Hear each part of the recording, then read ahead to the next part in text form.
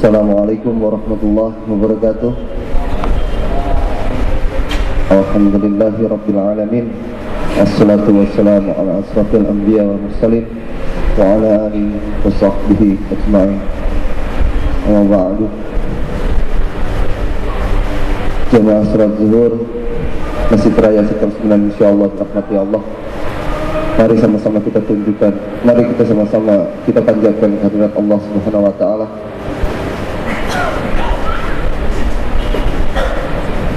Atas rahmat dan hidayahnya kita dikembalikan di sini untuk bisa hadir di majelis ilmu yang insyaallah dirahmati Allah.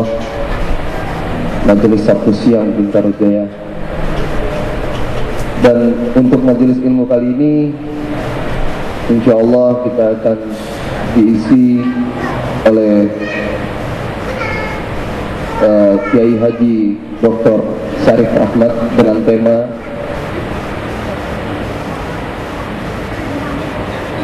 Hidup Indah dengan Al-Quran. Untuk itu mudah-mudahan kita semua yang hadir di sini akan selalu mendapatkan rahmat Allah dan mudah-mudahan dengan hidupnya kita di sini kita akan didekatkan kepada surganya Allah Subhanahu wa taala. Alhamdulillah guru kita telah hadir di sini. Untuk mempersingkat waktu kami persilahkan kepada Bapak Kiai.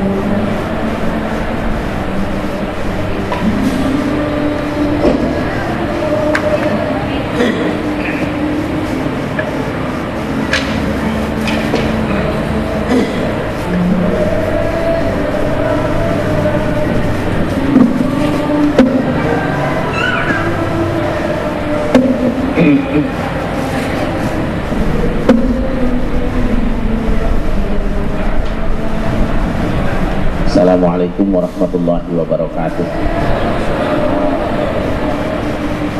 Alhamdulillah nahmaduhu wa nasta'inuhu wa nastaghfiruh wa na'udzu billahi min shururi anfusina wa sayyiati a'malina.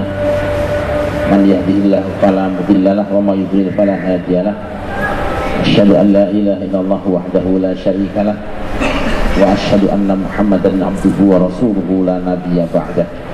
Allahumma shalli wa sallim ala sayyidina wa maulana Muhammadin wa ala alihi wa ashabihi wa man tabi'a huda. Amma ba'du fa ya ibadallah ittaqullaha haqqa tuqatih wa la tamutunna illa wa antum muslimun. Hamba-hamba Allah yang dimuliakan, alhamdulillah pada siang hari ini kita beri kekuatan, kemampuan dan kemauan untuk memilih tempat yang paling baik di muka bumi, yaitu masjid. Mudah-mudahan semua yang kita lakukan semenjak dari kediaman masing-masing sampai dan selama di tempat ini hingga kembali nanti diterima sebagai ibadah di hadapan Allah Subhanahu wa ta'ala. Izinkan saya untuk membaca sebuah hadis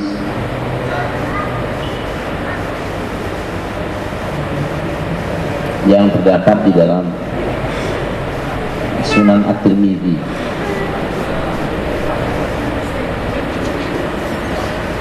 Al-Harith Al-Awan قال مررت في المسجد فإذا الناس يخوضون في الأحاديث فدخلت على علي فقلت يا أمير المؤمنين ألا ترى أن الناس قد خاضوا في الأحاديث؟ قال وقد فعلوها؟ قلت نعم. قال أما إني قد سمعت رسول الله صلى الله عليه وسلم يقول ألا إنها ستكون فتنة. فقلت ما المخرج منها يا رسول الله؟ قال كتاب الله فيه نبأ ما كان قبلكم وخبر ما بعدكم وحكم ما بينكم وهو الفصل وليس بالهزل. من تركه من جبار قسمه الله ومن ابتغى الهدى في غيره أضله الله وهو حبل الله المتين وهو ذكر حكيم وهو الصراط المستقيم هو الذي لا تزيغ به الأهواء ولا تهتبس بالألسنة ولا يشبع منه العلماء ولا يخلق عن كثرة الرد ولا تنقضي عجائبه والذي لم تنته الجن إذا سمعته قال حتى قالوا إنا سمعنا قرآن عجبا يهدي إلى الرشد من قال به صدقة ومن عمل به أجر ومن حكى به عدلا ومن دعا إليه هدي إلى صراط مستقيم.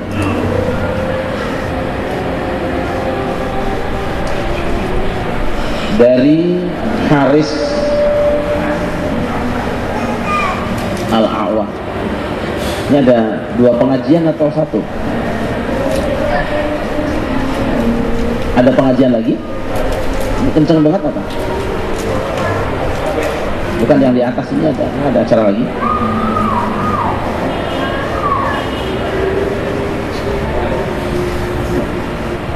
Kenceng sekali. Di bawah diskotik atau masjid? Dosanya ditanggung oleh pengurus masjid, dosa besar itu. Mohon maaf ya kalau ada pengurus, jangan tersinggung nih, saya ingatkan supaya Anda selamat. Dari lapisan paling bawah 7 lapis masjid itu tanahnya berstatus masjid. Tidak boleh ada yang digunakan untuk maksiat, satu jengkal pun. Maka pahala pengurus masjid habis oleh dosanya. Ini penting supaya jadi tradisi kawin di masjid, sholat di rumah. Jadi mohon diingatkan supaya jangan ada maksiat. Di atapnya pun tidak boleh.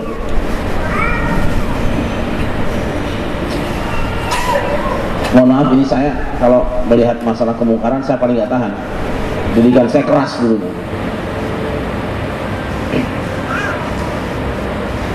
Haris Al-Awar ini berkata, sekali waktu aku lewat di masjid Tiba-tiba ku lihat orang-orang sedang berbicara ngalor ngidul, kalau bahasa kita nih, bicara sangat serius banget lah. Hadis di sini bukan hadis. Lalu saya sampaikan kepada Ali bin Abi Thalib dan saya katakan, wahai Amirul Mukminin,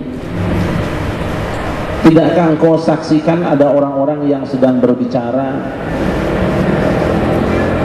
serius kesana kemari di masjid ini? Lalu Ali berkata, wa qad fa'aluha. Benarkah mereka melakukan itu? Saya bilang iya. Kemudian Ali bin Abi Thalib mengatakan, ama inni qad sami'tu Rasulullah sallallahu alaihi wasallam yaqul, sungguh aku pernah mendengar dulu Rasulullah sallallahu alaihi wasallam bersabda, ala innaha satakunu fitnatun, ketahuilah sesungguhnya nanti sepeninggalku akan ada fitnah. Yang dimaksud fitnah itu bukan fitnah dalam bahasa Indonesia yang artinya kalau bukan pencuri dibilang pencuri, bukan. Fitnah itu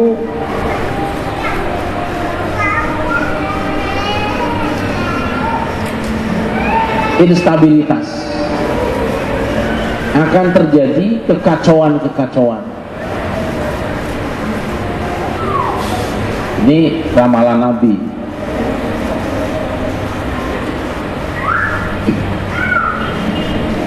Faqultu mal makhraj minha ya Rasulullah. Maka aku tanyakan kepada beliau, jalan keluarnya apa wahai Rasulullah? Kalau sahabat itu sesuatu belum terjadi sudah mencari payungnya, takut hujannya turun. Kalau kita enggak, hujan sudah turun sibuk nyari payung, selama nyari sudah lebus. Rasul menjawab, kitabullah. Jika ketidakberesan di tengah kehidupan itu sudah terjadi, jalan keluarnya hanya satu, kitabullah, Al-Quran.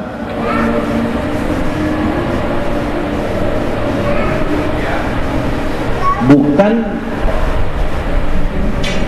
minta pendapat yang lain-lain, kitabullah saja. Mengapa? Fihi naba'u ma kana qablakum.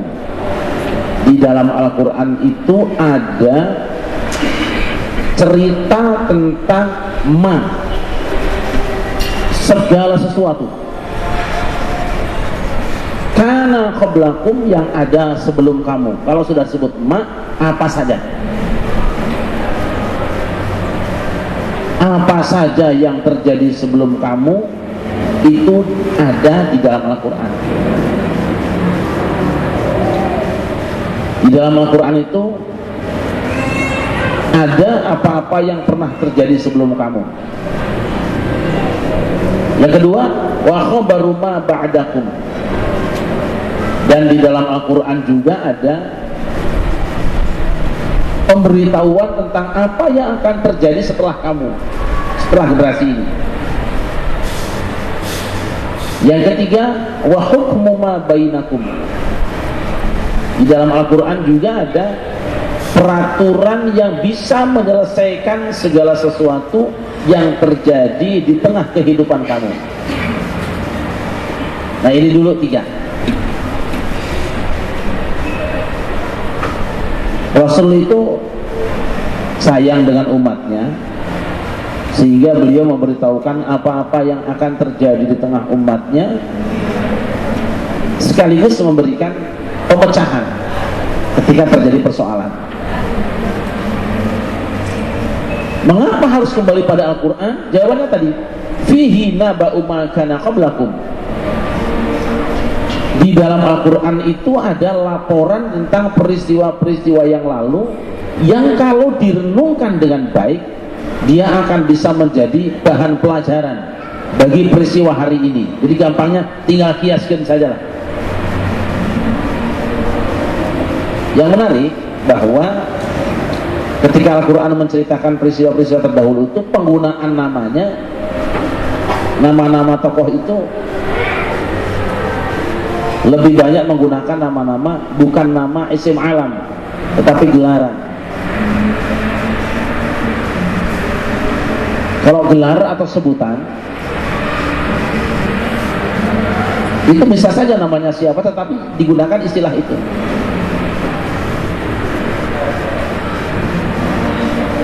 Sehingga orang-orang yang membaca hari ini bisa membawa Al-Quran kepada peristiwa yang ada hari ini, tinggal dilempengin saja.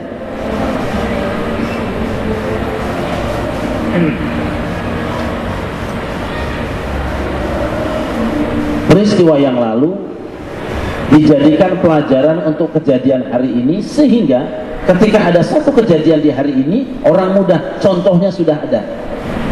Yang berbeda adalah mungkin istilah tokoh tadi.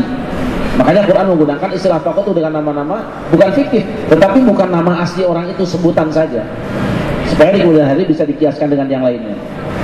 Yang kedua, yang berbeda adalah volumenya, ukurannya yang beda.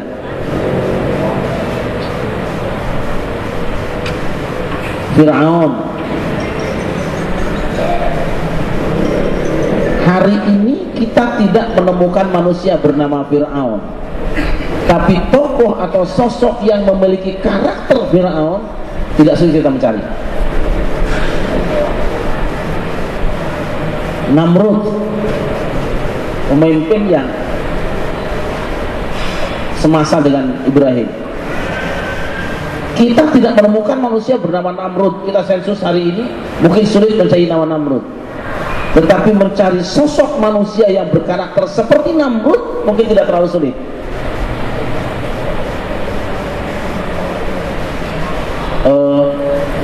Ratu Balqis ini tidak ada sekarang, orang nyebutnya Bilqis.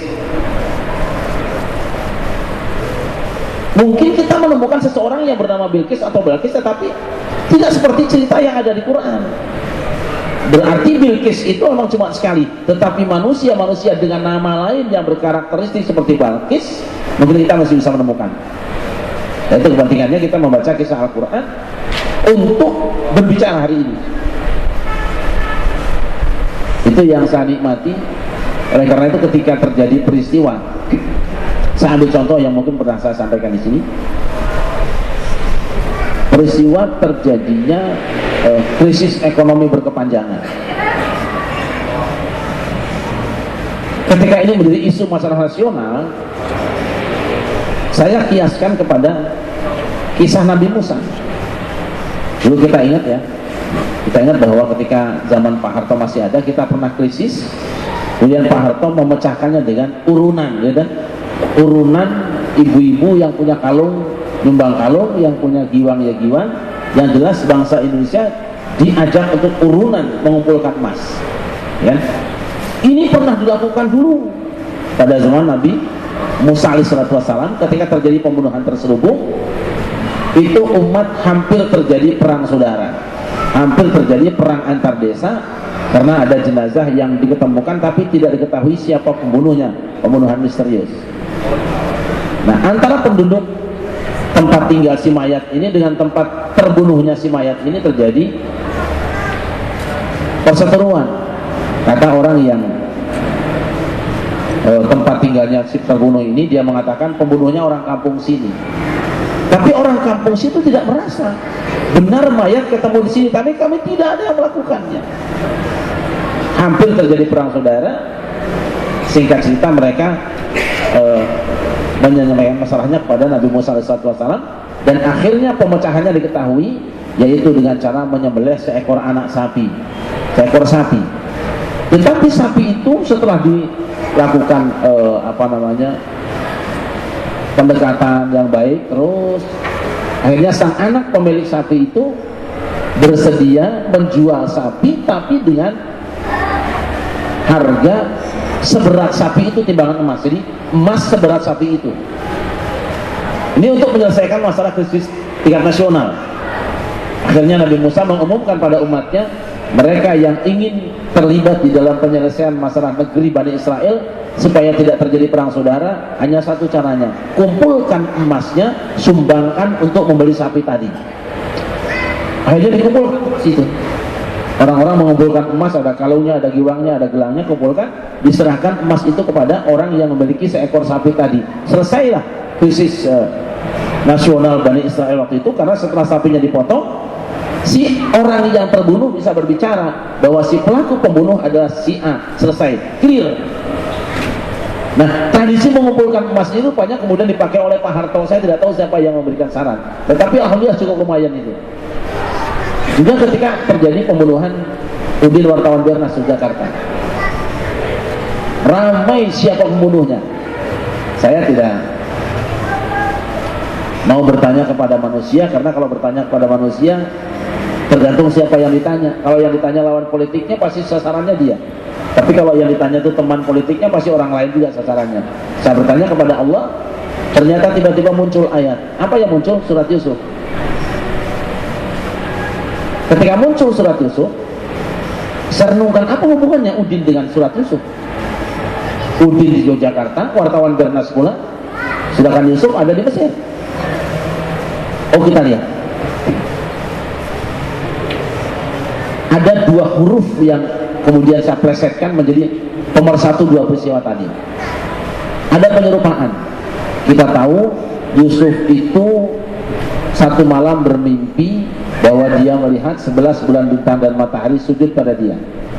Bapaknya sudah bilang, mimpi itu jangan dilaporkan di harian lah gitu, jangan kamu tulis di koran lah, bahasa sekarang gitu. Udah kamu simpan saja penemuan itu, diam saja. Bapaknya tahu maksudnya, tapi Yusuf namanya anak kecil bercerita.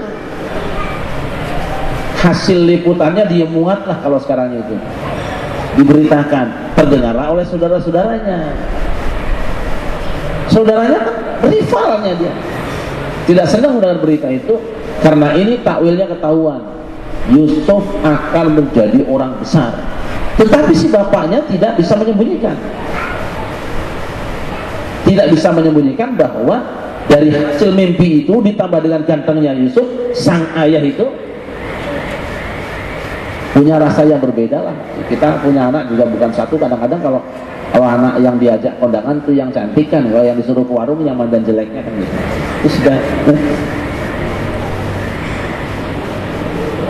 Nah, lama-lama saudaranya itu kan cemburu juga, kok pilih kasih gitu ya, pilih kasih. Akibatnya sang saudaranya ini minta izin pada orang tuanya, mau ngajak Yusuf jalan-jalan lah. Singkatnya, ketika diajak jalan-jalan, Yusuf bukan diajak jalan-jalan, tetapi malah dicemplungkan ke dalam sumur. Lalu sore hari kakaknya yang nakal itu pulang setelah menyembelih seekor kambing, darahnya ditempelkan di baju Yusuf. Yusuf ditelanjangin, bajunya dibawa pulang, diolesin darah palsu. Dia lapor ke persidangan bapaknya, Yusuf itu DS, dimakan serigala. Nah, kalau Jogja itu DS itu Dwi Sumiyaji. Ini kata kunci, ini saya pegang. Yusuf dimakan serigala. Si ayah sebagai hakim percaya dengan fakta yang ada di lapangan, ada bukti. Loh, ini bukti satu-satunya, saksi yang lain tidak ada. Dan seluruh yang datang bareng dengan kakaknya Yusuf menguatkan apa yang dilaporkannya. Udahlah, akhirnya dalam vonis itu para pelaku itu bebas semuanya, dan diyakini bahwa pelakunya adalah serigala yang telah membunuh Yusuf. Buktinya mana? Buktinya bawa darah itu loh, padahal darah palsu itu. Kembali yang dimuliakan, mari kita tarik ke Yogyakarta ketika Udin wartawan Bernas terbunuh. Ada orang-orang yang membawa darah palsu yang kemudian dilarung ke Parangtritis itu. Perhatikan itu. Mungkinkah si pelaku itu adalah orang-orang tersebut? Silahkan teruskan saja, saya nggak akan teruskan itu. tapi tidak sulit bagi Al-Quran. Artinya apa? Ketika engkau melihat satu peristiwa, coba baca Quran, dia akan datang sendiri menghadap ke kita. Aku loh ayatnya hari ini. Kemudian tahun 98, ketika banyak mahasiswa sedang berdemo menginginkan agar supaya terjadi reformasi, orang sibuk di jalanan, mahasiswa bergerak di kampusnya masing-masing, saya buka Quran. Tiba-tiba muncul. Yang muncul ayat apa? Fa'arsalna 'alaihim at-tufana wal jarada wal qummala wad dufad yang ada ayatin fassalatin fastakbaru wa kanu qauman mujrimin. Yang saya kaget, ayat ini bisa disenandungkan dengan kata kunci lagu Arab. Subhanallah. Kalau kita baca syair-syair Arab itu nanti ada pakemnya. Kalau Sunda kan ada, Sunda Jawa tuh ada Kinanti Asmorondono, ada Sinom Dandanggulo, gitu ya. Arab punya. Di Nagom Arab tuh ada lagunya di situ. Kalau Quran kan punya Bayati, Jarkah, Hijaz, Nyahawan, Soba dan sebagainya. Tapi dalam pakem bait-bait syair Arab tuh ada. Ada yang namanya Bahar Rajas, Bahar Kamil, Bahar Basit. Itu kalau yang mengerti bahar itu, dia akan mudah menyanyikan setiap bait. Innal basit aladaihi yumsatul amalu mustafilun fa'ilun mustafilun fa'ilun ya Rabbi bil Mustafa balik maqasidana madinana ma'adha jawasi al-karam, sama itu. Di abhuril arjasi bahrun jas. Halo. Itu alhamdulillahi wa sallallahu rabbuna, sama itu.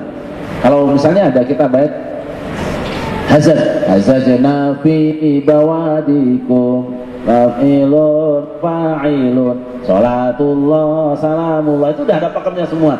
Nah yang menarik ketika saya muncul ayat di surah Al-A'raf tadi, kok ayat ini sepertinya bisa dinyanyikan dengan tempo atau timbangan lagu tadi. Ayatnya kita baca tadi. Kalau ada papan tulis mungkin bisa saya tunjukkan di situ. فَأَرْسَلْنَا عَلَيْهِمُ الطُّوفَانَ وَالْجَرَادَ وَالْقُمَّلَ وَالضَّفَادِعَ وَالدَّمَ آيَاتٍ مُفَصَّلَاتٍ فَاسْتَكْبَرُوا وَكَانُوا قَوْمًا مُجْرِمِينَ. Itu ayatnya. Sekarang kita buat lagu tadi.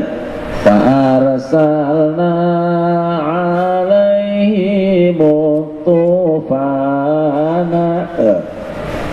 وَالْجَرَادَ وَالْقُمَّلَ وَالضَّفَادِعَ وَالدَّمَ آيَاتٍ مُفَصَّلَاتٍ فَاسْتَكْبَرُوا وَكَانُوا قَوْمًا مُجْرِمِينَ إِلَٰهِي لَسْتُ لِلْفِرْدَوْسِ أَعْلَى. Persis itu. Saya merenung, tidak mungkin Allah tidak memberikan sesuatu pelajaran buat kami. Kok tiba-tiba bisa dinyanyikan satu ayat? Saya tanya kepada guru saya, Profesor Dr. Khatibul Umam yang ngajari saya waktu kuliah tentang ilmu arud ini, ilmu nyanyian ini. Beliau kaget meskipun mengatakan kayaknya tidak pas. Tidak apa-apa walaupun tidak pas, tapi saya merasakan pas. Ternyata maka ini adalah peristiwa pada waktu menjelang kejatuhan Firaun. Apa peristiwanya? Kan ada 9 ayatin bayinat. Di sini sebutnya satu fa'arsalna tufan, angin tofan. Yang kedua wal jarad, belalang. Yang ketiga wal kumal, kutu. Yang keempat wad dofadi'a. Yang kelima wad dama, darah. Lalu saya buka kitab Keluaran dalam Perjanjian Lama. Terus kita urutkan dengan peristiwa yang terjadi di Indonesia. Terjadi angin topan, puting beliung di Banyuwangi. Saya urutkan itu. 97 kan? Wal jarad, belalang. Kita pernah menyaksikan musibah belalang yang jumlahnya jutaan ya. Penuh, itu di depan pagar rumah saya itu di lapangan terbang itu di Pondok Cabe, penuh belalang.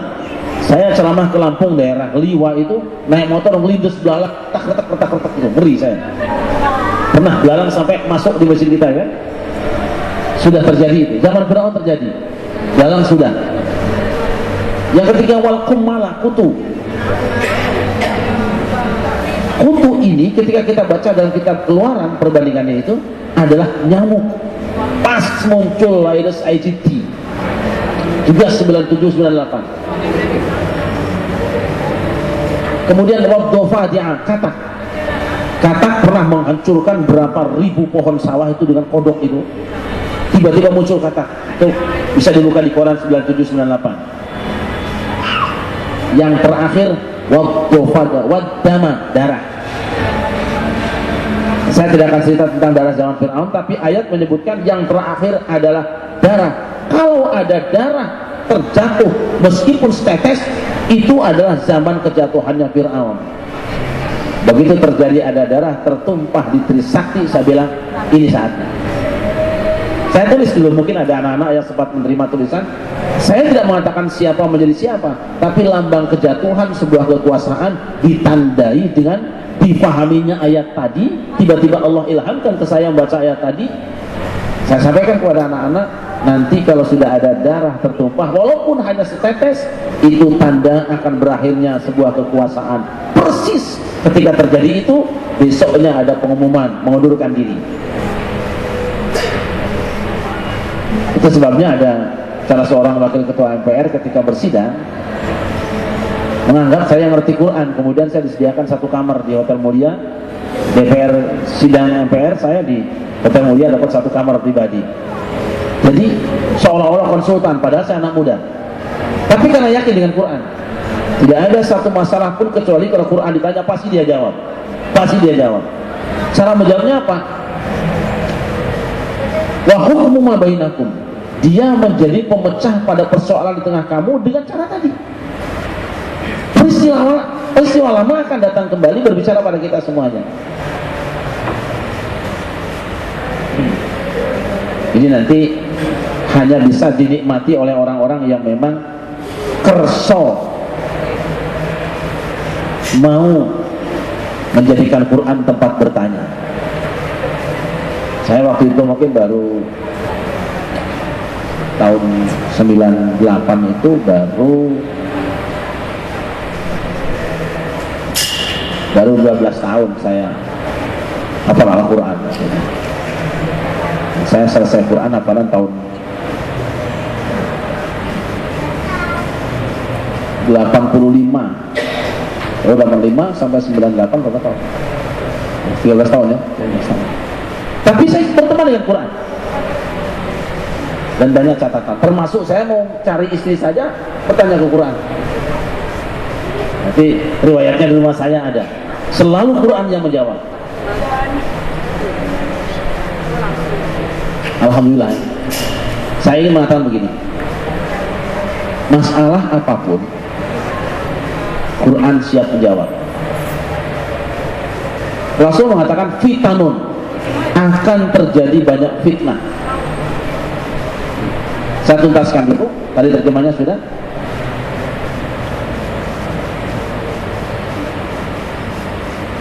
Wa huwal faslu laisa bil hasr. Al-Quran adalah kitab yang menyelesaikan persoalan, bukan senda gurau. Nah, sekarang dunia sedang diaru biru dengan keributan yang terjadi di Yaman. Kira-kira Quran bisa nggak menyelesaikan? Bisa kalau mau. Cuman keduanya tidak mau. Dua-duanya tidak mau.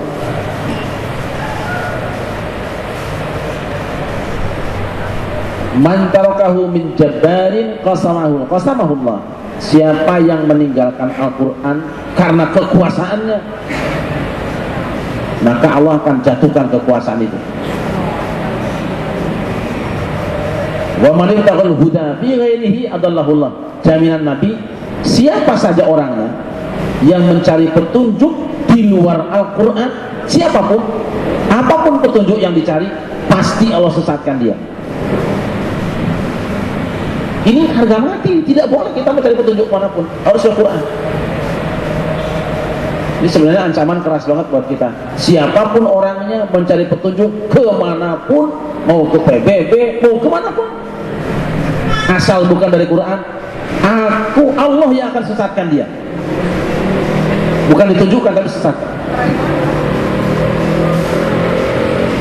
Wa huwa hablullahil matin, Al-Quran adalah tali Allah yang kokoh, tali yang mengikat cinta antara kita dengan Allah Subhanahu wa taala. Wa huwa dzikrul hakim, Al-Quran adalah peringatan yang bijaksana. Tidak ada satu nasihat, tidak ada satu ceramah yang lebih bijaksana melebihi kalau seseorang menggunakan Al-Quran sebagai alat ngajinya. Wa huwa siratul mustaqim, seakan kita ini akan menyeberang yang bisa mengantarkan kamu dari satu kawasan ke kawasan cita-citamu. As-siratul mustaqim, jalan yang lurus, yaitu Al-Quran. Walladzina tazigu bil ahwan, inilah kitab suci yang hawa nafsu tidak akan bisa menyimpang kalau manut dia. Orang punya kecenderungan, kalau kecenderungannya itu nurut Quran pasti lempeng. Wala taltabisu bil alsinah, dan tidak bulat lidah manusia. Coba kita membaca kitab-kitab karangan manusia, kemudian rendengkan dengan baca Quran. Orang yang belum pernah baca Quran suruh baca, pasti lebih nikmat, lebih nololang. Kalau bahasa Sunda apa itu nololang? Apa? Lebih meripil baca Qurannya. Kalau baca bahasa kitab yang lain tidak akan seperti itu. Tapi lidah kita dengan Quran itu seolah-olah dia seperti mobil di atas jalan yang gelinding aja. Tidak sulit mengucapkannya. Lebih gampang itu. Hubungan kata per kata itu lebih enak.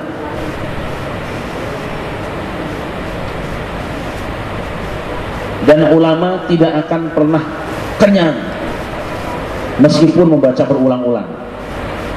Saya tuh sampai bingung mau bikin tafsir. Tafsir Al-Fatihah saja 300 halaman belum selesai. Karena begitu berhenti besok ulang lagi, ada lagi. Kita baca ba misalnya. Kita baru mulai dengan ba harfu jar. Temannya apa saja. Selesai itu. Besok muncul lagi. Ba bisa untuk kosan. Balik lagi terus kita. Ba untuk sababiyah, balik lagi. Ba untuk tawasul, balik lagi. Kita sudah banyak nulis, begitu dibuka lagi, bismillah lagi, muncul lagi. Di kapan selesainya? Dan itu bisa dijajal masing-masing kita. Setiap kita baca ayat, satu ayat saja, bapak-bapak, monggo ibu-ibu, baca bismillah saja. Hari ini baca bismillah dengan terjemahnya, renungkan, tulis. Besok baca lagi bismillah, renungkan, tulis. 10 hari, 10 masalah, coba lihat. Akhirnya saya, ya Allah, kapan selesainya nulis Al-Fatihah ini? Subhanallah, tidak akan pernah selesai. Makanya Imam Syafi'i pernah mengatakan bahwa Al-Quran itu seperti lautan, semakin dalam semakin indah yang kau dapatkan. Tapi orang yang hanya di permukaannya melihat kaligrafinya saja, ya indah di situ saja, baca dia. Mana ada kitab suci yang bisa ditulis indah seperti Quran? Cari. Dibikin kaligrafi indah kayak gini, gak ada. Itu baru tulisannya. Dan lewat penulisan kitab suci Al-Quran, sekarang semeter sekitar 2 juta. Berapa banyak manusia yang nuwun sewu bisa makan dengan nikmat, bisa punya rumah, bisa kawin, hanya punya kemampuan memindahkan huruf Quran ke dinding. Nulisnya toh, tulisnya doang. Dia tak bisa baca kitab kuning, pindahin aja, khotnya saja. Tidak ada. Baiklah sekarang khotnya pindahin kepada bunyi Al-Qurannya. Ustaz Muammar itu adalah qori terindah sedunia, punya Indonesia. Cuma memang perintah Indonesia tidak pernah promosikan warganya. Bahkan ada qori nasional, karena saya pemain nasional juga jelek-jeleknya. Tapi saya bagiannya bukan qori, saya bagiannya tahfidz, tafsir, cerdas cermat, itu saya ikutin semua dulu. Itu di Bandung ada qoriah juara nasional, kerjanya di supermarket, tidak pakai jilbab lagi, juara nasional.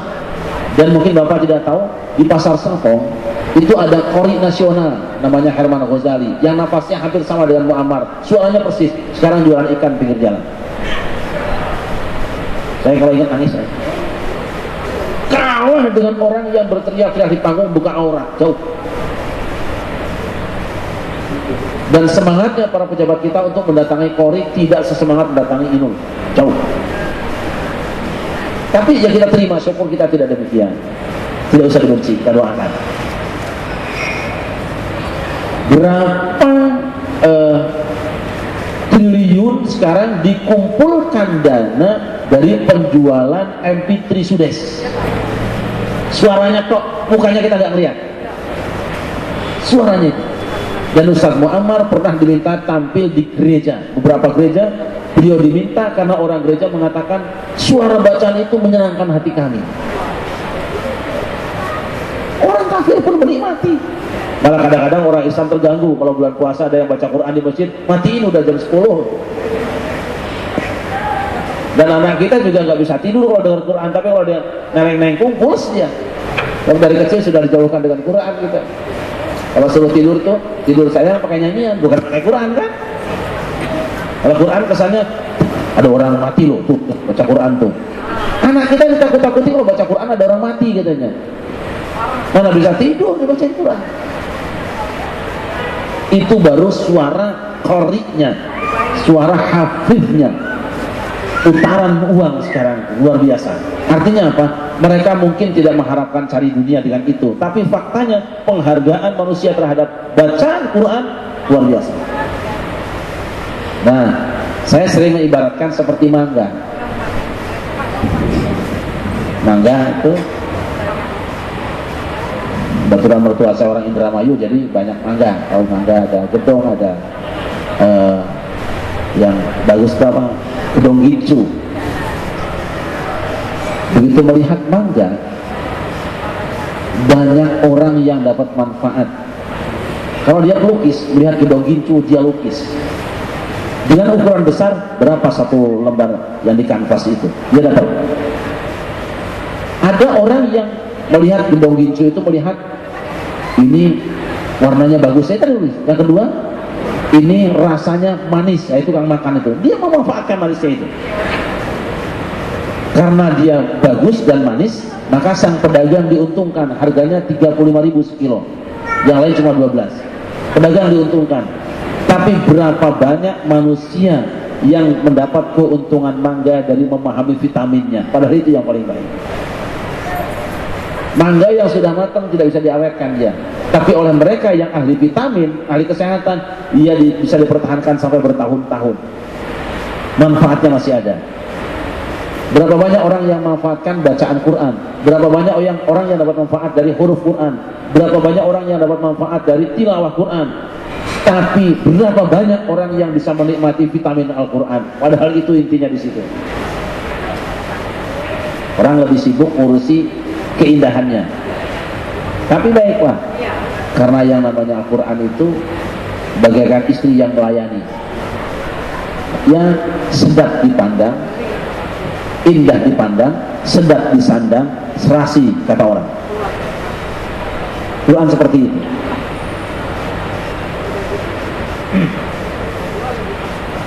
Wala tanqadi ajaibuhu wala yahriku an kasratir rati.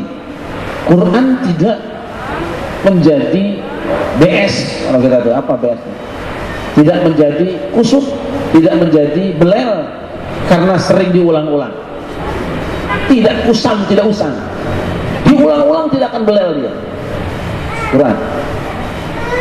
Dan justru semakin mengulang-ulang semakin orang merasakan kelezatan. Wala tanqadi ajaibuhu. Ajaib itu sesuatu yang mengundang decak kagum, mengagumkan.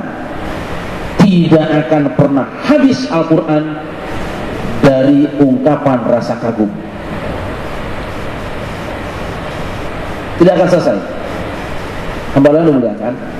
Dulu mungkin kita hanya tahu Al-Quran itu dari keindahan bahasanya, disesuaikan dengan waktu turunnya. Ketika turun Quran, kan orang-orang Arab sedang masyhurnya di dunia sastra Arab. Sampai ada Mu'allaqatus Sab'a, ada prosa-prosa yang digantungkan di Ka'bah sebagai prosa atau puisi finalis para pemenang. Ya 7 besar lah, 7 yang besar itu digantungkan. Orang kalau baca itu kagum, Begitu Quran datang, diturunkan itu, turun. Ini apa-apa nggak ada nilainya itu. Padahal tulisan itu nggak panjang-panjang amat, nggak panjang. Begitu Quran turun, baru 2-3 ayat turun, direndengkan, turun semua itu. Mana hebatnya lagi, putus semuanya. Lalu ditantang oleh Quran, waktu bisurati mislih, waktu bisurati mislih. Kalau kamu menyangka bahwa tulisan Quran ini, bahwa Quran ini karya Muhammad, kan kalau orang sekarang kalau ada karya bagus kan diklaimnya, kayak Malaysia kan, ada produk bagus, Malaysia punya, diambil hak patennya. Rasul tidak mau, bukan, ini bukan mulutmu, ini firman Tuhan. Kalau saja Muhammad mengatakan bahwa ini karyaku, wah, penghargaan luar biasa, karena menghabiskan semua prestasi. Dia bilang, bukan, ini bukan ucapanku, aku hanya menyampaikan saja, aku tidak tahu apa-apa soal itu. Saya ummi, saya buta huruf. Tidak mengklaim. Nah, orang bilang itu karya Muhammad, ya sudah, kalau kamu kalau kamu menganggap bahwa ini karya Muhammad, waktu bisuratin min mislih, dah gini aja, kamu semua sekarang coba bikin satu surat saja yang semisal ini, terus wad'u syuhada'akum, undang semua pakar-pakar yang bisa menopang program kamu selain Allah, bikin satu surat. Kalau bisa, kamu boleh bilang Muhammad yang bikin ini. Mereka putar-putar mencari siapa yang bisa bikin kayak gini. Tidak sanggup. Satu surat saja, tidak sanggup. Marah para mereka. Bodoh semua kamu ini. Ya memang kami nggak sanggup kok. Kok Muhammad bisa? Memang tukang sihir dia itu. Nah, itu dia. Dulu yang ditantang hanya kalimatnya, teksnya. Sebelum saya hafal Quran dulu, kalau membaca orang salah, Quran salah itu saya terasa. Perasaan nggak kayak gitu bunyinya. Saking apa? Saking indahnya Quran itu. Orang baca gitu, saya belum hafal. Rasanya nggak pantas bacaan Quran kayak gitu. Mungkin salah tuh. Kalau sekarang sudah karuan kan. Baiklah, kalau saat itu yang ditantang adalah membuat teks Al-Quran, sekarang tantangan berpindah kepada seluruh profesi manusia. Boleh dicoba. Misalnya gini,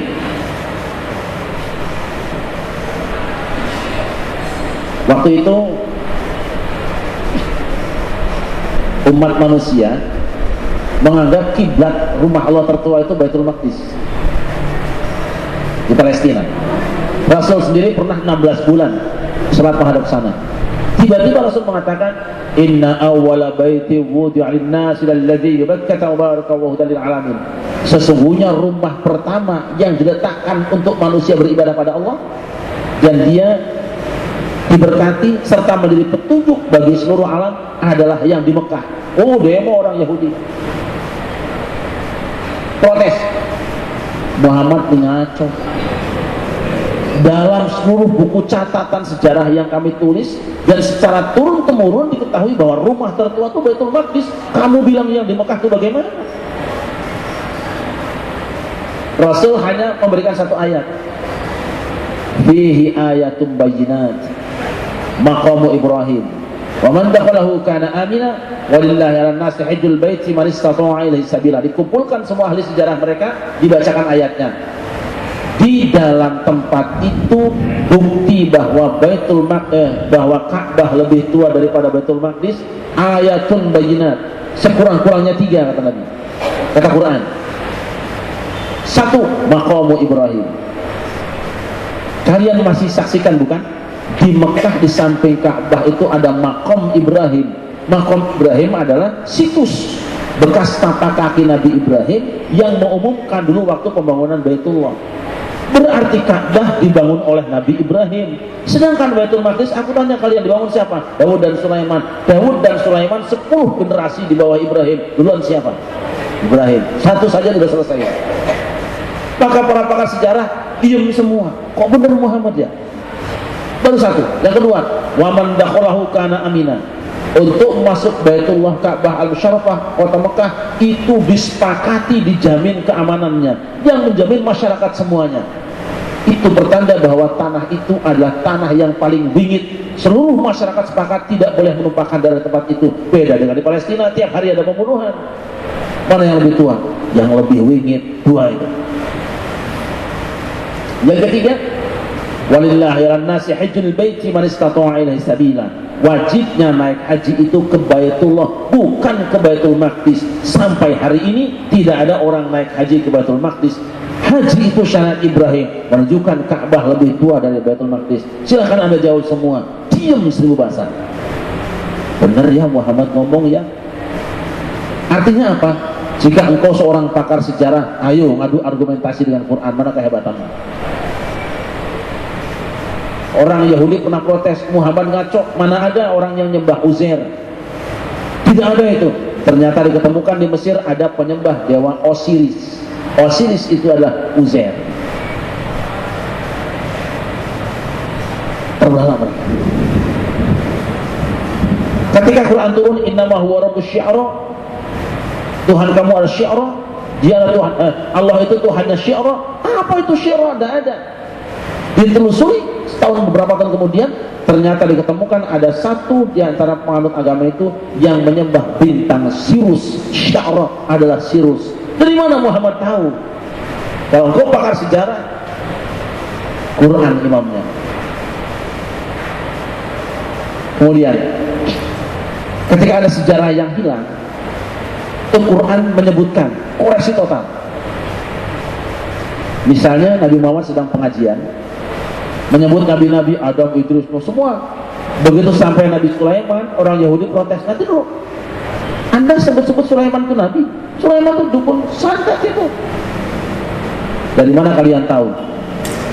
Karena ketika Sulaiman meninggal dunia, kami menemukan di bawah kursinya ada alat-alat santet. Itu yang kami catat. Kemudian Allah turunkan firman-Nya, wattaba'u ma tatlu syayatin ala mulki Sulaiman wa ma kafara Sulaiman walakinna syayatin kafaru yu'allimuna an-nasa as-sihr wa ma unzila 'alal malakaini bi Babil Harut wa Marut. Al-ayat ayat 102 Al-Baqarah. Hai Muhammad, mereka itu mengikuti apa yang ditulis dan dibaca, diriwayatkan oleh setan-setan tentang kerajaan Sulaiman. Sulaiman tidak kafir. Yang kafir itu siapa? Setan-setan yang kafir. Mereka lah yang mengajarkan sihir. Dibuka oleh Rasulullah. Dulu waktu Nabi Sulaiman sedang berkuasa, tukang dukun santet itu nganggur semua, tidak laku. Karena sihirnya kalah, santetnya kalah. Tetapi mereka punya keahlian apa? Menyusun tim sukses.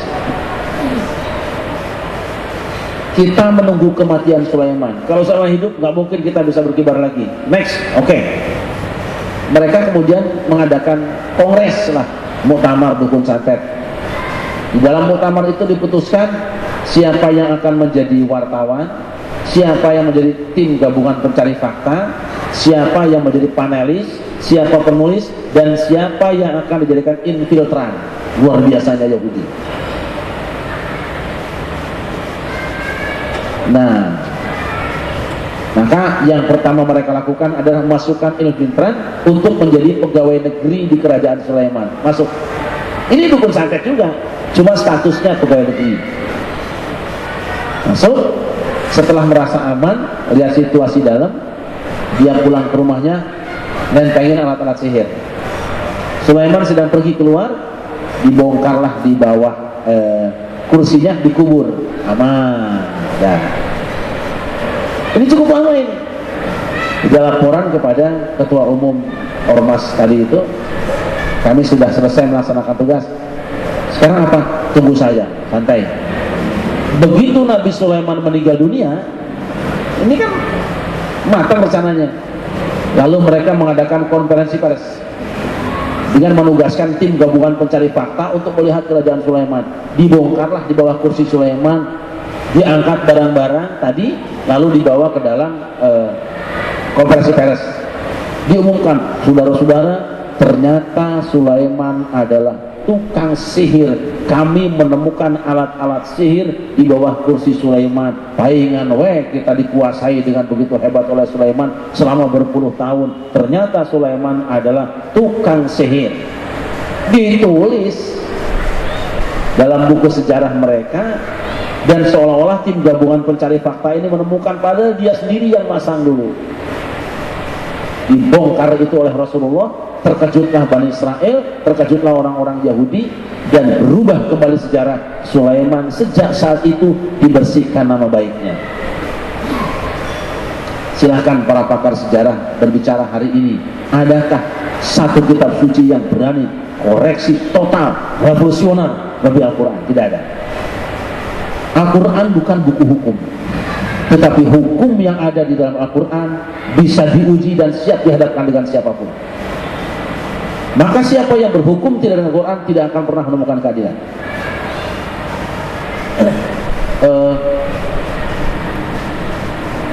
Kalau ada seorang mencuri satu rumah, kemudian ditanyakan hukumnya kepada orang yang kecurian, pasti dia ingin bunuh. Tapi kalau tanyakan kepada istrinya sang pencuri, dia akan berkata, maafkanlah suami saya. Jangan tanyakan kepada yang dirugikan, jangan tanyakan pada pihak yang merugikan, tanyakan pada Allah yang menciptakan. Potong tangannya. Untuk apa? Karena hukum itu untuk menghentikan kejahatan yang akan datang dan memberikan rasa aman kepada masyarakat. Tidak ada yang bisa memberikan kecuali dengan cara itu. Seorang pembunuh, Islam kejam? Tidak. Yang dibunuh di dalam Islam adalah orang yang membunuh dalam rangka menghentikan supaya tidak terjadi lagi pembunuhan, supaya ada rasa aman dalam kehidupan. Diprotes hukum bunuh di mana-mana, akhirnya sekarang hukum tembak di tempat. Bedanya apa? Mereka malu-malu mengakui Quran, tapi perlu, tidak bisa dihindari. Baik, ada juga protes pada syariat Islam, karena Islam, Al-Quran mengatakan ar-rijalu qawwamuna 'alan nisa, laki-laki itu pemimpin bagi wanita. Kan terjemahan Depak begitu masalahnya. Lalu protes orang, karena apa? Karena ada pengumuman wanita tidak boleh jadi pemimpin selama ada laki-laki. Protes, Islam tidak adil. Ini sebenarnya itu kan kesalahan dua cara melihatnya. Pertama, salah baca ayat. Gimana salahnya? Ayat itu tidak sedang berbicara tentang hak laki-laki, tapi sedang berbicara tentang hak wanita yang menjadi kewajiban suami. Kalimatnya, ar-rijalu qawwamuna 'alan nisa, laki-laki itu wajib mengelola wanita.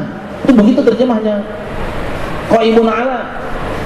Tapi kan tidak, laki-laki itu pemimpin bagi wanita, makanya wanita tidak boleh jadi pemimpin. Nah, itu salahnya di situ. Perasaannya nggak enak. Kalau dibaca dengan benar, maka laki-laki yang akan takut kalau dia tidak konsekuen ngurus wanitanya. Sebaliknya, wanita ada rasa aman karena ada yang bertanggung jawab. Tapi cara baca terjemah yang salah tadi mengesankan laki-laki menjadi pemimpin wanita, dan wanita selamanya harus jadi rakyat saja, tidak boleh jadi apa-apa. Bahwa wanita tidak boleh jadi pemimpin bagi laki-laki, yes, tapi bukan ayat ini dalilnya, ada hadisnya yang diserahkan Qurannya.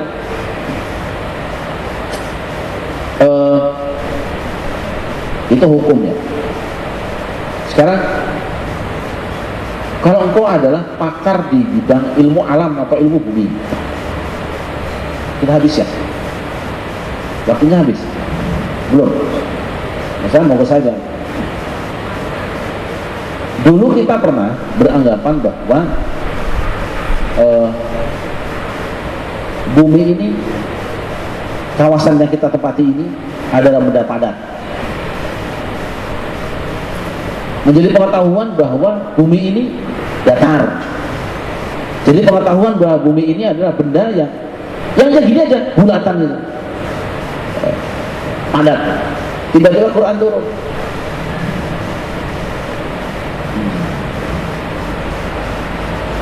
wa taral jibala tahsabuha jamidatan wa hiya tamurru marras sahab.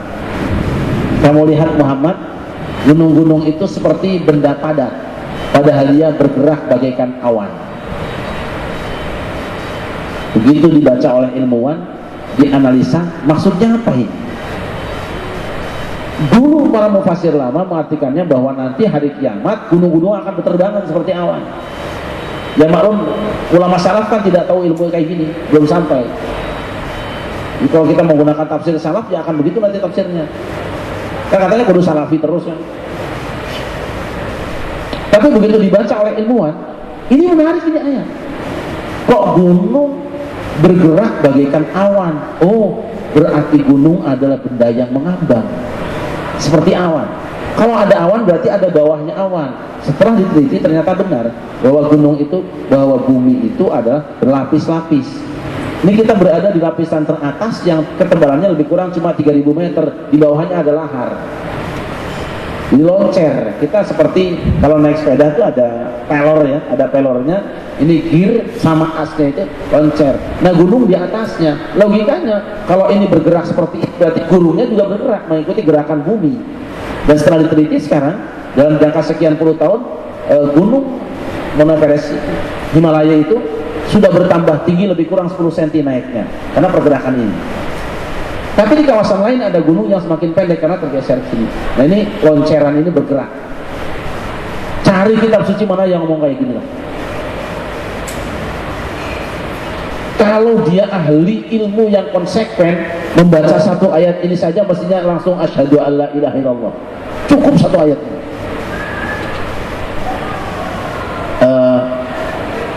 Para pakar pertanian misalnya,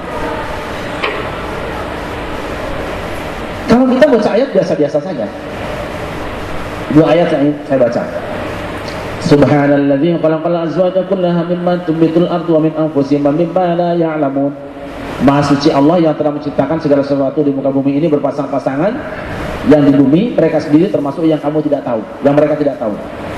Dulu kita hanya punya pikiran penemuan awal dari para ilmuwan tentang pertumbuhan itu ada jantan dan betina kan?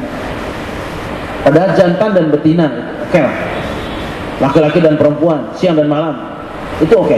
Tapi hari ini naik lagi tafsirnya, bukan cuma itu. Sesungguhnya yang namanya pasangan itu bukan cuma jantan dan betina, laki-laki dan perempuan, tapi ada pasangan rekan, kullaha mimma tumbitul ardu, yang disebut pertama yang tumbuh di bumi. Ternyata tumbuh-tumbuhan itu punya pasangan, punya CS-an. Menangnya Jokowi karena pasangan dengan Yusuf Kala. Ini logika dulu ya. Kok Prabowo bisa kalah? Pasangannya dengan Hatta Rajasa. Ini logika dulu. Tumbuh-tumbuhan di bumi ini dia punya pasangan ideal yang kalau dia berdua maka hama-hama akan menyingkir dengan sendirinya. Sebaliknya ada pasangan yang bermusuhan, kalau dia berdampingan hamanya makin banyak. Subhanallah, sudah ketemu sekarang. Quran dari dulu ngomong itu. Maka seharusnya anak-anak kita yang ahli pertanian atau yang di IPB itu ini yang dicari, bukan jadi pegawai negeri, bukan sibuk jadi PNS karena memang tujuannya malas kerja supaya dapat gaji, sudah nggak kerja lagi. Dia kuliah diajari ini. Tolong carikan pasangan pohon padi yang kalau dijodohkan maka belalang tidak akan mencelok di situ, maka hama tidak akan hinggap di situ, maka keong jauh dari situ. Itu ada pasangannya, cuma belum ketemu sampai sekarang. Di antara yang sudah ketemu kalau tidak salah, ini kalau tidak salah, itu pohon cabai dengan kembang cocok botol. Itu dia saling berkasih-kasihan, bersinergi, berdampingan. Itu hamanya jauh nggak nempel lagi. Tidak ada cacing, tidak ada ulat, tidak ada di situ.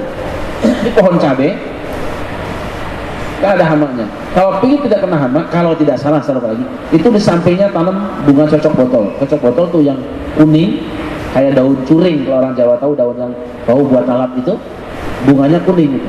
Kalau cabai di sampingnya ada pohon itu dijamin tidak akan ada hamanya, tidak usah disemprot dia. Subhanallah. Apa? Nih, khalaqal azwaja kullaha.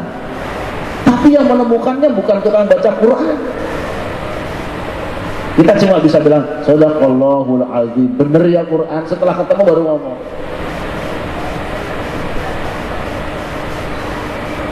Termasuk ini, punten. Ini penting saya sampaikan karena ini ada yang bilang musyrik kan, batu cincin.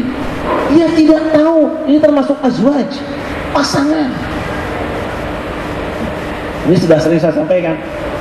Orang tua dulu itu pinter.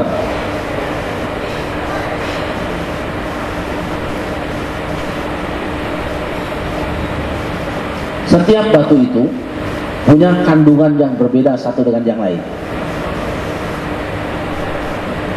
Kalau beda kandungannya, maka beda juga khasiatnya. Awas, bukan sesembahan, khasiat, keistimewaan. Batu cincin ini, saya melakukan uji coba sendiri terhadap sekitar 50 batu cincin di rumah saya. Saya banyak batu cincin di rumah. Dikasih orang tiap daerah, dari Bengkulu dikasih, Lubuk Linggau kasih, Garut dikasih, Bandung kasih, Kalimantan kasih, Papua dikasih, Maluku kasih. Saya kumpulkan, saya gosok. Itu panas satu batu dengan yang lain tidak sama. Lalu saya coba tempelkan. Ketika ada yang gatal di sini, saya gosok batu ini, dia tetap saja. Tapi gosok yang ini, jadi berkurang gatalnya. Dan ini nanti urusan anak-anak muda lah. Tapi saya ingin mengatakan, orang tua kita sudah bijaksana.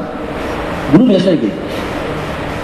Kalau bicara misalnya orang sakit-sakitan anak kita, dia tanya lahirnya hari apa, jam berapa, tahun apa. Mereka sudah punya pengetahuan tentang karakter tahun, karakter angin, karakter waktu. Jadi itu ilmiah sekali. Karena orang yang lahir pada waktu malam yang sedang dingin, keluar brojol dari rahim ibunya, dengan orang yang lahir pada waktu siang hari panas, kira-kira sama nggak karakternya? Karakter tubuhnya dulu, karakter tubuhnya akan berbeda. Bayi yang lahir di saat dingin, nyecek malam hari, itu dia akan berpengaruh pada asupan udara yang pertama, dicampur dengan makanan atau minuman pertama, akan berpengaruh pada suhu tubuhnya dan karakter tubuhnya. Nah, kalau sudah beda karakter tubuhnya, maka dia akan berbeda pula dengan kebutuhan asupan tubuhnya. Maka di antara manusia pasti kita punya semua perbedaan, tapi punya masing-masing pantangan. Kalau saya sering saya sampaikan di sini, kalau saya minum teh manis, itu flu saya. Itu bukan akidah, nanti musyrik saya. Pengalaman hidup saya, kalau saya minum teh manis yang dingin, itu flu. Tapi kalau panas atau yang dingin pakai es, enggak saya. Maka jangan berikan kepada saya yang air teh manis yang dingin. Berikan kepada saya yang panas betul atau yang pakai es sekalian. Mungkin Bapak Ibu juga punya pengalaman sendiri. Kalau makan ini kok rasanya kayak gini, makan ini kayak gini. Itu namanya sudah pasangan itu. Pasangan. Nah, ketika si A lahir bulan ini di suasana kayak gini, maka karakter tubuhnya kayak gini. Dia carikan pasangan batu yang punya karakter kayak gitu supaya bersinergi. Dipakai bersinergi, dia bisa menangkal penyakit, bisa ngusir penyakitnya. Sebetulnya itu. Dulu orang tua kita sudah pinter, cuma dibilang musyrik oleh orang-orang yang baru datang itu. Akhirnya batunya diangkut ke Cina, dan hari ini giok yang dipakai untuk seragam itu aslinya batu Indonesia, cuma dibawa dari Cina. Adalah itu pasangan ini Quran ya. Itu kalau kita ahli ilmu tumbuh-tumbuhan,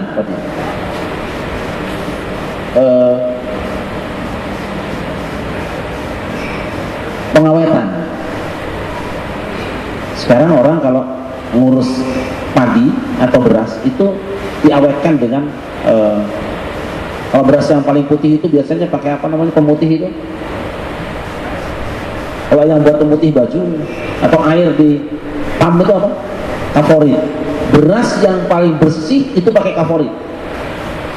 Kita tertipu kan? Kalau beli di warung yang paling putih itu kaporit itu.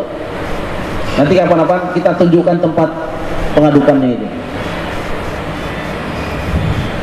Ada pula yang ingin awet dengan kaporit dan sebagainya. Padahal Quran sudah menjelaskan. Fama hasattum fi subli fadaruhu fi subli illa qalilan mimma takulun. Gandum yang kamu petik dari tangkalnya pohon itu, biarkan ia ada di tangkainya kecuali yang akan kamu makan. Ternyata setelah dilakukan uji coba sekarang, kita gacong derep cari padi, yang satu rontok, yang satu dibiarkan di tangkainya. 6 bulan ini nggak apa-apa nih, yang ini sudah kena hangat nih, kropos. Itu Quran sudah ngajarin zaman Nabi Yusuf dulu itu. Kemarau 7 tahun, itu padi gandum yang digantung itu tidak busuk, tidak kena hangat, dengan teori apa? Jangan pretel dari tangkainya. Orang tua kita dulu kan di kampung suka digantung di leit ya, di lumbung ya, itu supaya awet. Sekarang dirontok buru-buru dan ngambilnya diarit. Oh enggak kena, ngarit beda dengan tangkai di atas. Karena kalau ngarit itu nanti basah aja juga naik ke atas. Nantilah teori pertanian itu di Quran begitu hebatnya. Beda cara motongnya, termasuk motong bambu. Motong bambu itu mongso ke-7 apa 9 itu. Karena apa? Karakternya dia kering. Rumah saya itu sudah 70 tahun bambu usuknya, masih utuh sampai sekarang. Lebih lah 70 tahun karena Mbak Yu saya paling tua saja udah 75 tahun, masih sehat. Itu usuk rumah saya itu mungkin sekitar 70 tahun lah minimal, masih hebat sampai sekarang. Kenapa? Karena waktu nebangnya pakai mongso, pasangan tadi itu loh, pasangan tadi. Tapi sayang dibilang musyrik. Akhirnya kita nebang bambu kapan saja, dan akibatnya 2 bulan sudah kena kropos bubuk. Karena ilmunya musyrik katanya. Itu tadi karena ada Qurannya nggak, ada hadisnya nggak. Kabeh Quran hadis mas. Repot. Quran hadis itu acuan bahwa kita dianjurkan seperti ini. Adalah itu kajian dan ilmu pertanian. Sekarang siapa yang akan menguasai dunia? Sebetulnya baca Quran. Quran mengatakan ulaika alladzina ishtaraw ad-dhalalata bil huda fama rabihat tijaratuhum wama kanu muhtadin. Mereka orang munafik itu yang menjual kesesatan dibeli dengan petunjuk, maka tidak akan beruntung perniagaan mereka. Ini menurut para ulama isyarat bahwa yang bisa menguasai dunia adalah bisnis. Katakan transaksi yang kuasai dunia sekarang. Kita beli pulsa 100.000, beli itu, dia sendiri ngambilnya dari alam gratis kok. Kita pikir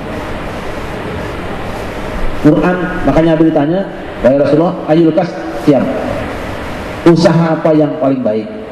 2 kata Nabi, amalur rajuli biyadihi, karya tangan seseorang dengan tangannya sendiri, wa kullu bai'in mabrur, dan setiap jual beli yang mabrur.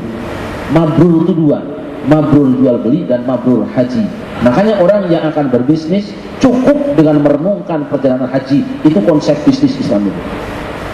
Coba siapa yang mau nulis ini? Kalau mau bisnis konsepnya ada di haji. Dan sejarah haji sejarah bisnis. Sofa antara Sofa dan Marwah, sa'i, itu kan bisnisnya Siti Hajar nyari-nyari air kan? Namanya as-sa'yu. Sa'yu itu bisnis. Coba pelajari manasik haji, renungkan, hubungkan dengan ilmu ekonomi. Itu adalah konsep bisnis paling hebat. Cari kitab suci yang lain. Oh, saya seorang bidan, saya seorang ibu, saya ingin ngaji sama Quran, ada ilmu di situ. Lihat, ketika Maryam sedang hamil, perintah Allah apa? Wa huzzi ilaiki bi jiz'in nahlah tusakkit 'alayki rutaban janiyya wa kuli washrabi wa qurri 'ayna wa imma tarini min syahadar fa quli inni nazartu lirrahmani shawman wa lan ukallima al-yawma insiya. Ketika Maryam hamil, perintah Allah apa? Hentakkan kakimu ke akar pohon. Orang tidak merenungkan kan, wanita hamil dianjurkan refleksi dengan jalan kaki injak akar pohon, hanya bidan. Ini yang akan memudahkan peregangan dan tempat rahim si jabang bayi menjadi lega. Quran itu bercerita. Terus yang kedua, tusakit alikil toban jeliya, akan jatuh kepadamu buah kurma yang ranum yang segar. Artinya apa? Wanita hamil diperintahkan makan buah-buahan yang cukup. Jangan terlalu matang karena sudah ngucur airnya. Jangan terlalu mentah karena asam itu tidak baik untuk lambungnya. Rutoban janiya. Wah, luar biasa. Fakuli washrabi, karena itu, dan minum wa qarri aina, minum air putih, wa qarri aina, dan tenangkan hatimu. Wanita hamil harus ditenangkan jiwanya. Cari kitab suci seperti ini. Setelah lahir bagaimana? Ketika Maryam lahir,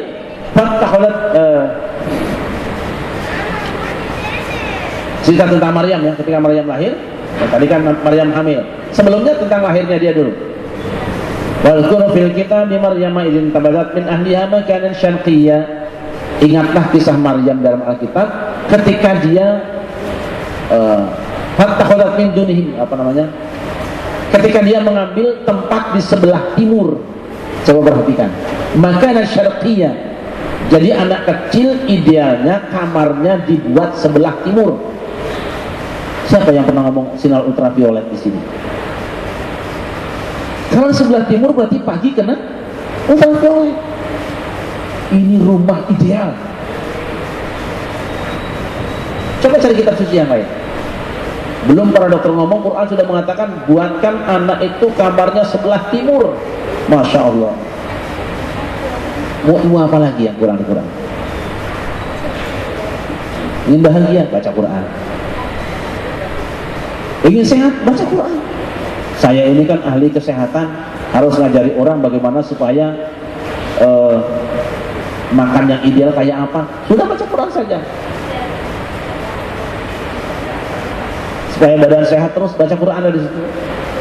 Wal yanzuril insanu ila ta'amih, pertama perhatikan makanannya. Samping halal thayyibah, Quran mengajarkan ada dua makan yang tidak baik. Satu israf, yang kedua tabdzir. Itu tidak baik semua. Tabdzir itu saudara setan, israf itu juga tidak dicintai Allah. Kalau Allah benci pasti nggak sehat. Apa itu israf? Israf itu memasukkan makanan ke dalam tubuh kita melebihi kapasitas lambung yang ada.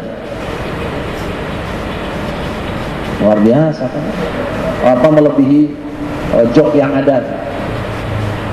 Itu Quran mengingatkan jangan lakukan itu. Allah tidak suka yang ini. Kalau Allah tidak suka, ya bisa tidak sehat. Ternyata kebanyakan penyakit yang hari ini itu karena apa? Pola makan yang tidak beres. Banyak orang yang masih muda sudah ingkar nasi kan?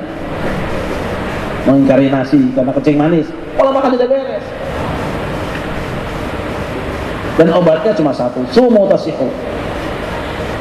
Berpuasa sehat kan? Maksudnya apa? Menahan diri.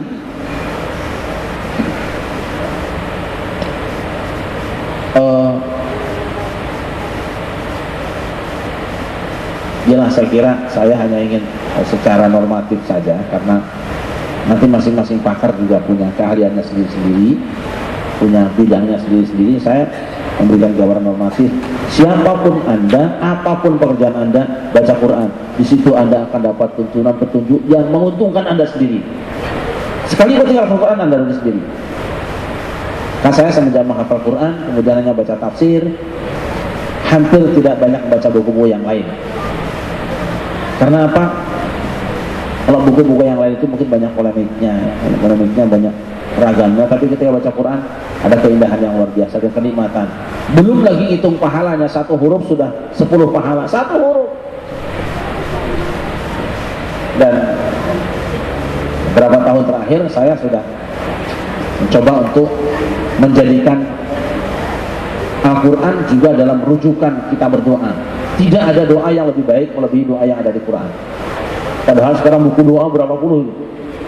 Kiai anu bikin doa anu, Habib anu, doa anu, saya anu. Wah, semua buku doa banyak banget.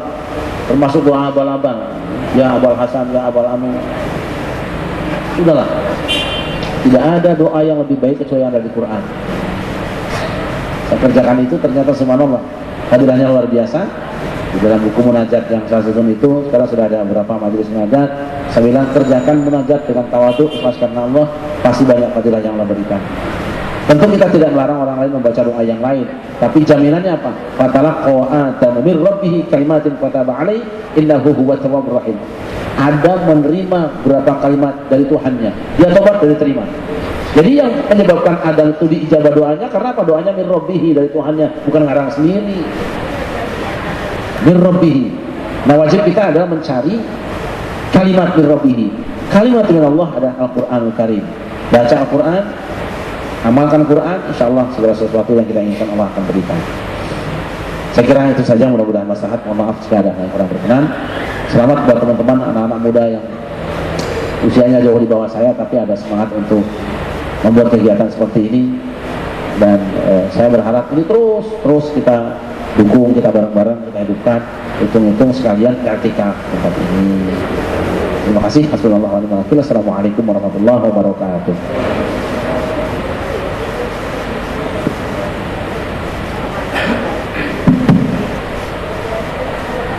Mungkin ada yang mau bertanya dengan kajian yang telah diberikan oleh Kiai.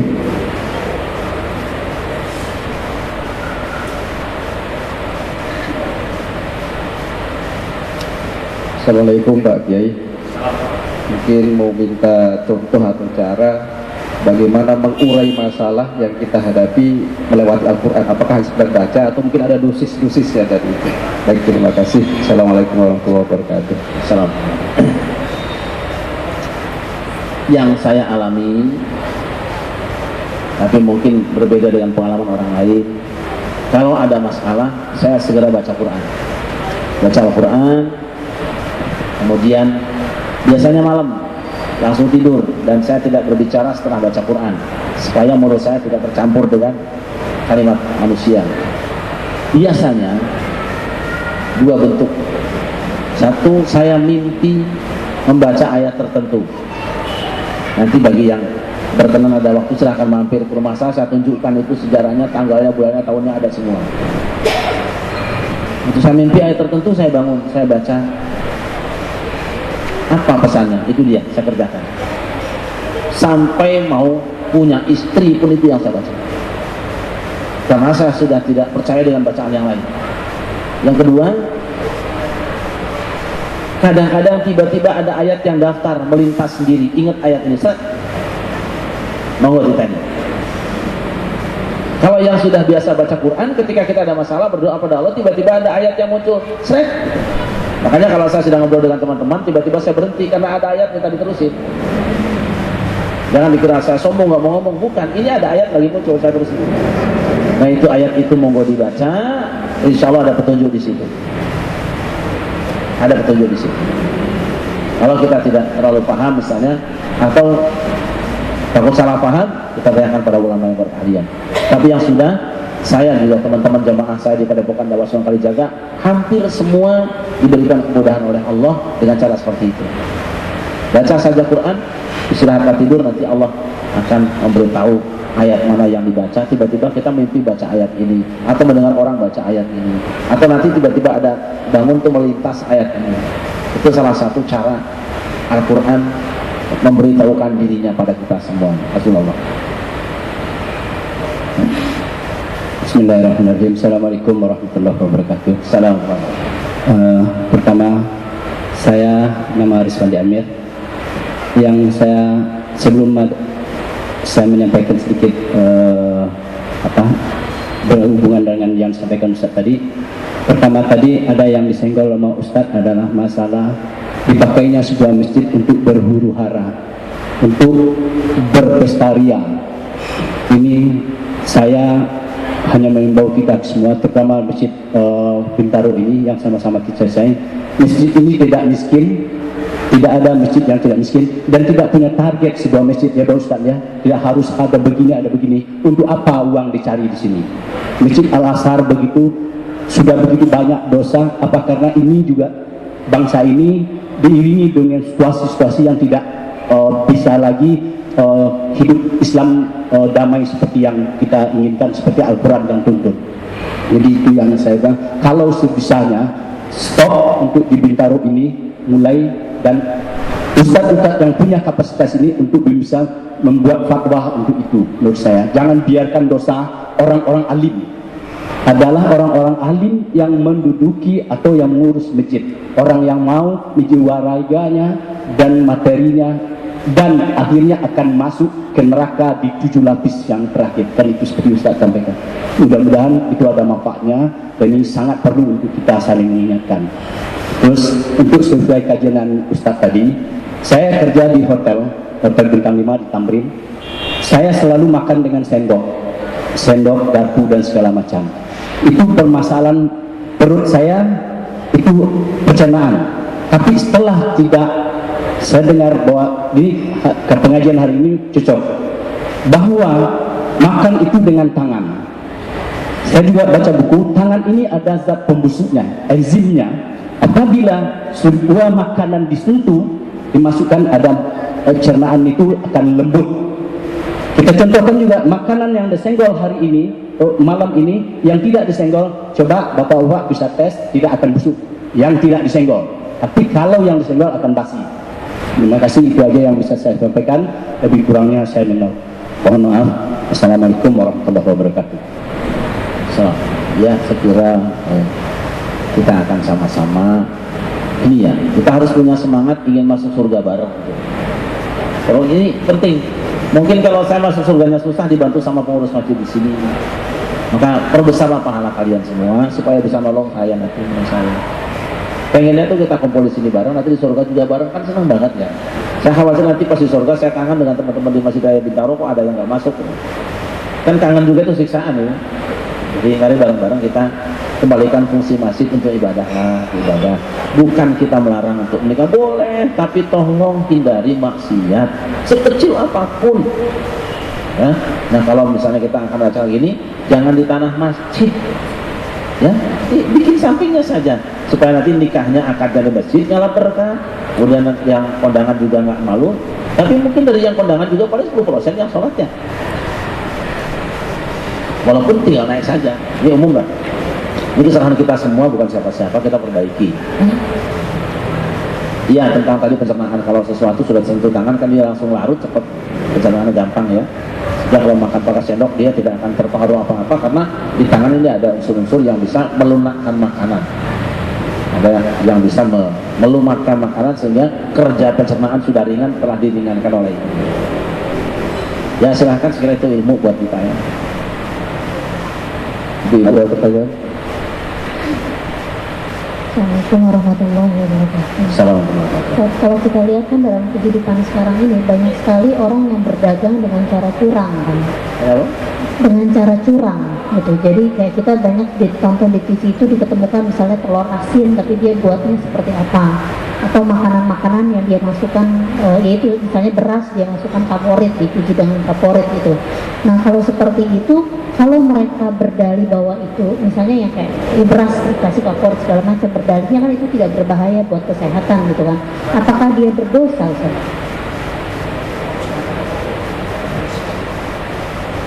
Favorit itu diketahui berbahaya bagi kesehatan manusia. Dia tidak berbahaya kalau buat cuci pakaian.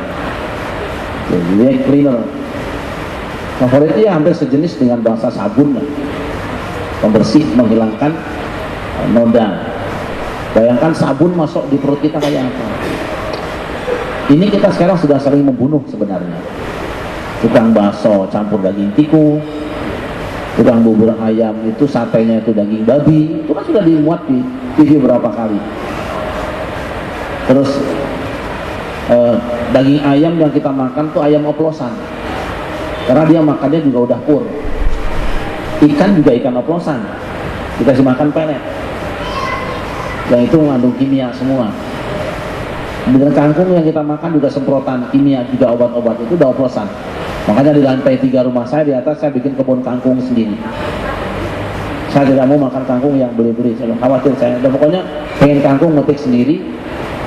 Saya nanam juga pare, belut di atasnya. Saya tanam tanaman karena saya ingin makanan yang bersih lah. Dan saya coba berusaha untuk tidak makan makanan kecuali yang asli Nusantara.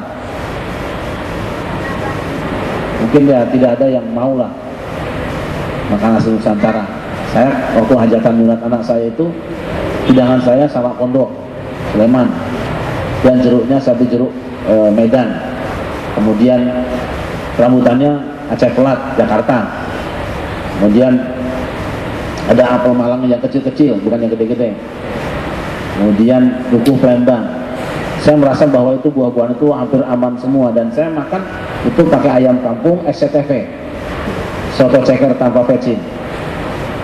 Ternyata subhanallah itu habis hidangan, dinikmati semua orang. Saya bikin sengkulun sama lapis, Awuk kalau orang Sunda itu. Nggak banyak lah. Tapi saya ingin bahwa ini dimakan oleh orang ridho, orang sehat, dan saya tidak berdosa gara-gara meracun orang. Tapi anehnya memang kalau bikin warung SCTV yang tidak ada pecinnya nggak laku karena lidah kita ini sudah munafik. Dengan dalih apapun, orang mengotori makanan manusia ada dosa. Dan kalau orang itu gara-gara makan beras yang dikapur itu sakit, maka sama saja dia menyakiti orang, membuat penyakit. Kalau sampai mati berarti dia pembunuh orang itu. Lalu Allah tidak tidur kan? Kita meracuni orang, kita dapat uang banyak. Catat, nanti anakmu sakit nggak ada obatnya. Catat aja. Jadi kalau selama ini kita punya anak yang sakit-sakitan nggak sembuh-sembuh, tanya barangkali kau juga menyakiti orang tapi nggak sadar. Gitu? Nah, tetap haram. Karena orang yang dicari adalah beras yang murni, yang bersih, yang tidak kecampur apa-apa. Begitu keluarga saya tahu, kebetulan supir truk yang angkut beras, tahu prosesnya kapuri, dia keluar. Waduh, ini racun ini. Tapi di toko-toko beras itu paling mahal. Nah, padahal kita tahu kan beras yang bagus kan yang ada apa? Bekatulnya ya. Tapi di mana cari beras tumbuk sekarang? Tidak ada lagi. Itu colornya nggak masalah. Tapi yang jadi masalah adalah pengawetannya atau pengadukannya. Dosa, tidak usah berdalih untuk menyakiti orang. Kalau ada orang bilang katanya kapuritnya bahaya, ngomong kosong, dia masa nggak tahu lah. Tahu semua orang sekarang kan. Rasulullah, mudah-mudahan kita bisa nanam padi sendiri lagi lah biar aman. Agak, segera cukup ya, tidak ada. Ayo saya ingin banget gini. Besok ya teman-teman ini kalau bisa pengajian yang Sabtu ini selepas zuhur kita mulai dengan khataman dulu dah ya. Nanti ustadznya belum datang, kita sudah baca 1 orang setengah juz saja. Kalau 30 orang kan sejuz-juz bareng baca ya. Sudah rapi, sudah kita ademkan. Begitu Qurannya, teksnya kita baca, ada penjelasannya, pengajian itu lebih enak. Ini sedang saya tradisikan. Atau nanti baca kitab munajat yang saya susun itu wirid dan doa se-Quran, setengah jam selesai. Ini usul saja, usul ya. Selesai sholat, zikir, bagi Qurannya sejuz-juz, lulus kita baris baca, baca sejuz. 1 orang 1 juz, khatam 1 hari 1 Quran. Itu berarti kan 1 minggu sudah khataman sekali kita. Indah lah, indah. Tadi malam datang di rumah saya 6 orang hafiz Al-Quran dari Jogja, keluarga. Yang di sana ada tradisi setiap tahun ada nyadranan itu khataman Quran. Tapi hafalan semua. Saya dijatah mau juz berapa. Saya juga disimak 1 juz nah. Seneng kan indah gitu. Kalau misalnya bisa dilakukan, misalnya kita punya jamaah 30 minimal. Nanti saya gini aja, saya minta pengurus katakan tadi, Bu, tolong ibu hafalkan juz ini 1 juz saja. Bapak juz ini, Bapak juz ini, juz ini. 30 orang udah 30 juz, nikmat banget itu. Nggak apa-apa sampai mati cuma 1 juz, nggak apa-apa. Juznya langganan itu terus, nggak apa-apa. Akan indah sekali ya. Jadi nanti ada langganan kita. Tapi usul saya selesai sholat sebelum ngaji, mari sama-sama kita baca 1 juz saja kalau bisa. Kan lebih 30 orang sudah ini. Kalau lebih dari 30 orang bisa saja tetap 1 juz, bisa juga 1 juz dibagi 2. Segera dibeli Quran yang juz-juzan itu, bagi jadi nggak sulit. Lagi saya mohon maaf, mudah-mudahan maslahat. Masih ada ini? Ada satu lagi, ini titipan pertanyaan, Ustaz. Jadi kan kalau kita lihat zaman sekarang ini terlalu banyak sekali pengajian-pengajian yang masuk lah gitu ya modelnya ya. Salah satunya mungkin kayak salafi gitu kan. Nah, bagaimana kita memilah-milih gitu loh bahwa ini memang yang pengajian yang benar dan yang maksudnya kan soalnya semua berdalih bahwa ada 73 golongan, hanya 1 yang masuk surga gitu kan, 72 lainnya masuk neraka gitu kan. Nah, bagaimana kita memilih pengajian yang benar-benar termasuk dalam golongan yang 1 itu gitu? Yang 1 jumlahnya bisa banyak, dari jumlah orangnya. Mungkin yang 73 itu sedikit cuma ngaku benar semua, itu yang suka ngaku nyala-nyalain orang, itu yang termasuk neraka itu. Jadi yang masuk neraka itu orang yang tidak punya semangat al-jamaah, kebersamaan, yaitu menyalah-nyalahkan orang lain melulu, merasa benar sendiri, itu yang insya Allah masuk neraka duluan. Nah, untuk siapa yang mana kita ikuti gampang saja. Agama di Indonesia sudah lama dari dulu, ya yang ada sajalah. Kita nggak usah ganti merek lah. Namanya merek baru kita nggak tahu siapa yang bikin, produksi mana. Mungkin iklannya bagus, tetapi setelah dicoba ternyata ngelemot juga lah ya. Kita tidak tahu, yang penting yang sudah ada, yang hidup berjalan kita teruskan. Insya Allah itu jatah yang Allah berikan pada kita semuanya. Kita tidak akan mengatakan orang itu sesat dan salah, tapi tolong jangan ganggu kebiasaan yang ada. Kita lanjutkan saja, insya Allah sudah selamat. Karena apa? Saya telah telusuri Islam yang ada di Indonesia, saya telusuri silsilahnya, saya telusuri madhabnya, sudah benar, sudah tidak perlu ganti yang baru. Tapi jangan nanya nanti kalau masuk neraka Ustaz tanggung jawab, ya jangan begitulah. Ini saya ingatkan bahwa Islam yang di Indonesia sudah benar, tidak perlu nyari model-model baru. Biarkan saja namanya barang baru, ya, punya hak untuk iklan, tapi kita jangan jadi korban iklan. Terima kasih. Hasbunallah wa ni'mal wakil. Assalamualaikum warahmatullahi wabarakatuh.